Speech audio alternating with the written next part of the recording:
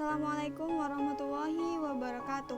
Kami dari kelompok 5 yang terdiri dari saya sendiri, Anissa Amalia Fitri, NIM B04219006, dan rekan-rekan saya, Failin Meilinda Viviana, NIM B04219013, dan Sylvia Konita Salsabila, NIM B04219032. Di sini kami akan menjelaskan hasil diskusi kami yang berjudul jenis baru dalam wakaf uang dan harta gabungan serta wakaf baru yang muncul karena tujuan tertentu. Dalam rangka pergerakan dana masyarakat dan optimalisasi potensi finansial umat untuk kemaslahatan perekonomian, gagasan wakaf tunai akan dapat melengkapi Undang-Undang Nomor 17 Tahun 2000 tentang perubahan ketiga atas Undang-Undang Nomor 7 Tahun 1983 tentang pajak penghasilan, di mana zakat dimasukkan sebagai faktor pengurang pajak.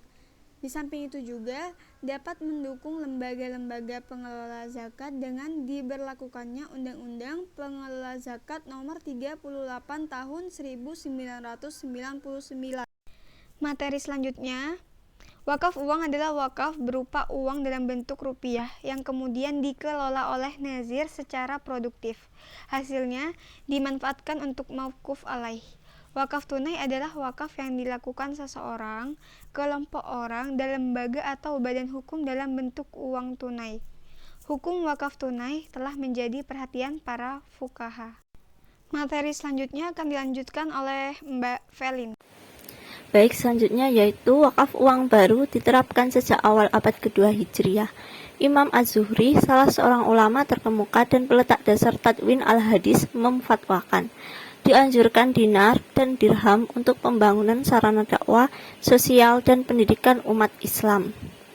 Selanjutnya yaitu ulama mazhab Syafi'i dan mazhab Hanabila mensyaratkan harta yang diwakafkan, yaitu yang pertama sesuatu yang jelas dan tertentu, yang kedua milik sempurna wakif dan tidak terkait dengan hak orang lain, ketiga bisa dimanfaatkan sesuai dengan adat setempat, dan yang keempat pemanfaatan harta itu bisa berlangsung terus-menerus tanpa dibatasi waktu.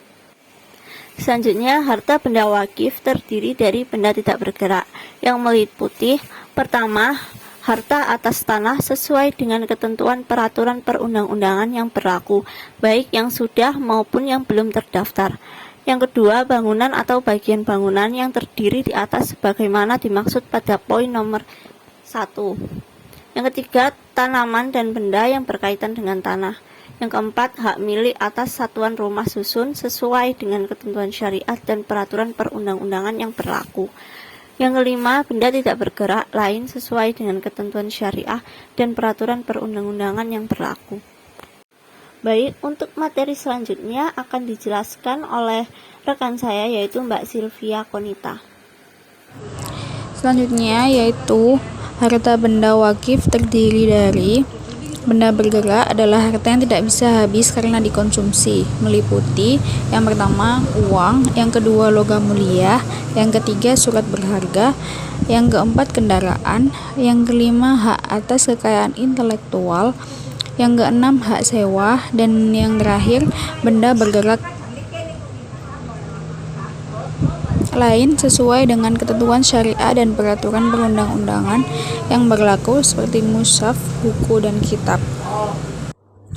Selanjutnya wakaf ahli atau disebut juga dengan duri adalah bertujuan untuk kepentingan dan jaminan sosial dalam lingkungan keluarga dan kerabat sendiri. Misalnya harta yang disumbangkan hanya dapat dimanfaatkan oleh keluarga besar demi kebaikan. Maka hal tersebut sudah termasuk wakaf, misalnya rumah yang diwakafkan untuk saudara yang tidak punya tempat tinggal. Selanjutnya, wakaf khairi atau kebajikan adalah wakaf yang dilakukan untuk kepentingan agama atau masyarakat atau kebajikan umum. Manfaat dari jenis wakaf ini dapat dirasakan untuk kebaikan umat dalam kepentingan agama. Misalnya, tanah yang disumbangkan untuk membangun prasarana, bangun kesehatan gratis atau area pemakaman. Itu tadi penjelasan jenis baru dalam wakaf uang dan harta gabungan serta wakaf baru yang muncul karena tujuan tertentu dari kelompok 5. Jika ada salah kata, mohon maaf.